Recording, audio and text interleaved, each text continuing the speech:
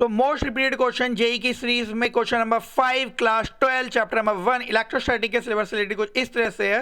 A particle of charge q mass m is subjected to an electric field E is equal to E naught 1 minus a x square in the x direction where a and E naught are constant. Initially the particle was at rest at x equal to 0.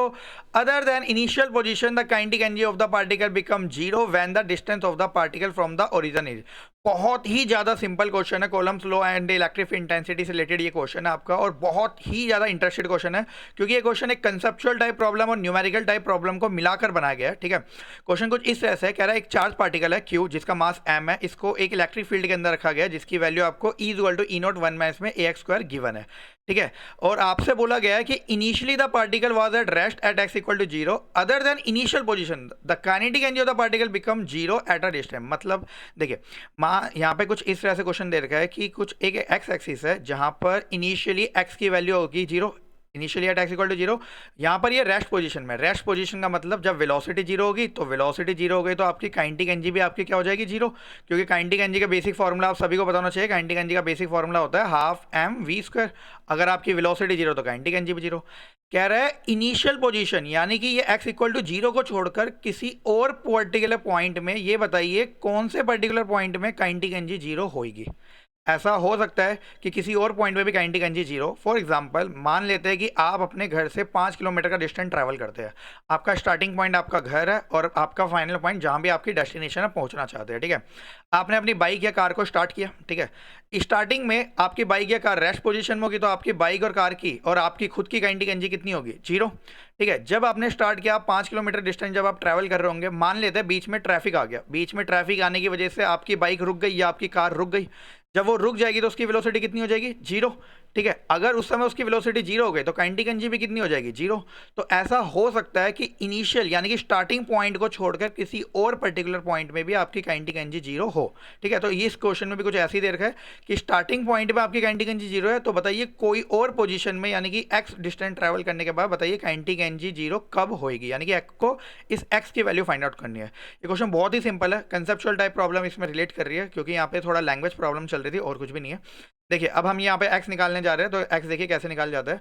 अगर कोई particle move कर रहा है तो no doubt उसमें एक force लग रही होगी और इलेक्ट्रोस्टैटिक फोर्स का फॉर्मूला होता है F is equal to Q into E की टर्म में। ठीक है ना, यहाँ पे फोर्स है। ठीक है, Q को हम एलजीडी रहने देते हैं, E इलेक्ट्रिक इंटेंसिटी है जिसकी वैल्यू आपको क्वेश्चन में गिवन है E not in bracket 1 minus में a एक्स स्क्वायर। ठीक है, थोड़ा ध्यान रखिएगा यहाँ पे E नॉट और a कॉन्स्टेंट है। फोर्स, फोर्स का आपको एक बेसिक फॉर्मूला पता होगा, फोर्स का फॉर्मूला होता है मास इंटू एक्सेलरेशन करके। ठीक है, अब यहाँ पे आपको वेलोसिटी निकालनी है पर्टिकुलर, मतलब एक्स निकालना है, तो एक्स निकालने के लिए आपको वेलोसिटी और काइनेटिक एनर्जी निकालनी पड़ेगी, तो उसको निकाल लेते हैं हम। तो यहाँ पे लिखते हैं मास, एक्सेलरेशन का एक फॉर्मूला होता है, आप एक्सेलरेशन के फॉर्मूले की जगह हम लोग लिख सकते हैं यहाँ पे वी डी वी अपॉन में d x which is equal to q E naught in bracket 1 minus में ए एक्स स्क्वायर। अब काफ़ी बच्चे ये सोच रहे होंगे कि एक्सेलरेशन का formula v d we upon में डी एक्स कहाँ से है। देखिए आप लोगों ने 11 क्लास में पढ़ा होगा, जो इंस्टेंटेनियस एक्सेलरेशन होता है उसका फॉर्मूला होता है A is equal to D we upon में डी टी। ठीक है, अब हमने D we upon D T यहाँ पे फॉर्मूला क्यों नहीं लगाया। देखिए डिफरेंशिएशन और इंटीग्रेशन के कुछ रूल्स होते हैं। अगर मैं यहाँ पे d we upon D t लगाता तो d we upon D t लगाने का पहला रूल ये कहता है अगर मैं डी टी यानी कि टाइम के रिस्पेक्ट में डिफरेंशिएट या इंडिकेट कर रहा हूँ तो वहाँ पे टाइम का कंपोनेंट होना बहुत जरूरी है। अगर आप इस इक्वेशन को देखेंगे तो यहाँ पे ना ही लेफ्ट हैंड साइड में और ना ही राइट हैंड साइड में कोई टाइम का कंपोनेंट है। यहाँ पे राइट हैंड साइड में अगर आप देखेंगे तो डिस्प्लेसमेंट का कंपोनेंट आपके पास है एक्स करके। ठीक है, तो आपको एक ऐसा फॉर्मूला चाहिए था जहाँ पे एक्स आता हो, इसलिए मैंने वी डी वी अपॉन में डी एक्स लगाया। ये फॉर्मूला बनाना बहुत सिंपल है, ऐसा इसमें आप लिख सकते हैं ए इज इक्वल टू, ठीक है, इस फॉर्मूले को बनाने के लिए यहाँ पे d we upon D t है। ठीक है, वेलोसिटी, वेलोसिटी अगर आपको पता हो तो यहाँ पे आप एक काम कीजिए, इसको लिख लीजिए डी वी अपॉन में डी टी। ठीक है, डी एक्स से मल्टीप्लाई कीजिए और डी एक्स से डिवाइड कर लीजिए। ठीक है, अगर डी एक्स और डी टी से डिवाइड कर लेंगे, सॉरी डी एक्स से मल्टीप्लाई और डिवाइड कर लेंगे, इसके बाद नीचे वालों की पोजीशन अगर आप चेंज करते हैं तो ये हो जाएगा आपका डी वी अपॉन में डी एक्स इंटू में डी एक्स अपॉन में डी टी। और आप सभी को पता है D x upon D T को क्या बोलते हैं वी, तो ये हो जाएगा आपका वी डी वी अपॉन में डी एक्स करके। ठीक है, तो इसलिए यहाँ पे एक्सेलरेशन का फॉर्मूला हम लोगों ने क्या लिखा है वी डी वी अपॉन में डी एक्स करके। बट आप इस कंसेप्ट को ध्यान रखिएगा कि मैंने d we upon D t क्यों नहीं लिखा, क्योंकि यहाँ पे कोई कंपोनेंट टाइम का नहीं था। ठीक है, अब बस आपको इसको सिंपली सोल्व करना है और कुछ भी नहीं है। ठीक है, इसको अगर आप सोल्व करेंगे तो आपको आपका फाइनल आंसर मिल जाएगा, तो हो जाएगा m v d v which is equal to q E naught in bracket 1 minus a x square d x. ठीक है, इसको इंटीग्रेट कर दीजिए आप। इंटीग्रेट करेंगे तो आपको मिलेगा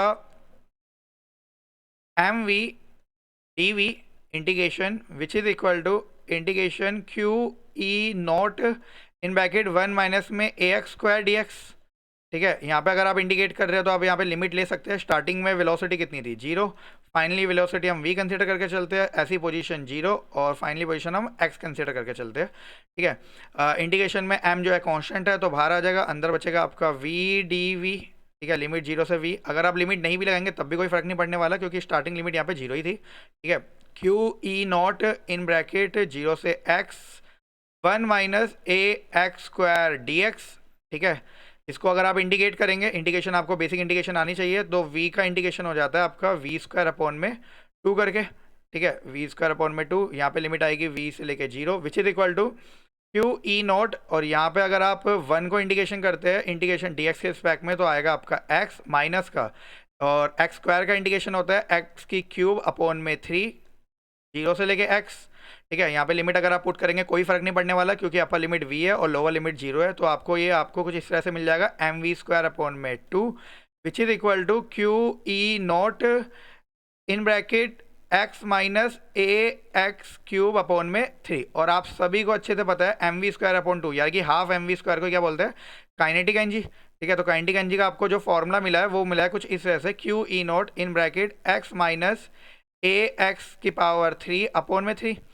क्वेश्चन में बोला गया है कि वो पोजीशन बताइए जब काइनेटिक एनर्जी की वैल्यू कितनी थी, 0। क्वेश्चन के अकॉर्डिंग काइनेटिक एनर्जी की वैल्यू कितनी है, 0 करके। तो आप काइनेटिक एनर्जी को 0 पुट कर लेंगे तो यहाँ पे हो जाएगा आपका। ठीक है, अगर आप काइनेटिक एनर्जी को 0 पुट करेंगे तो आपको मिलेगा 0 is equal to q E naught in bracket x minus में ए एक्स की पावर 3 अपॉन में 3।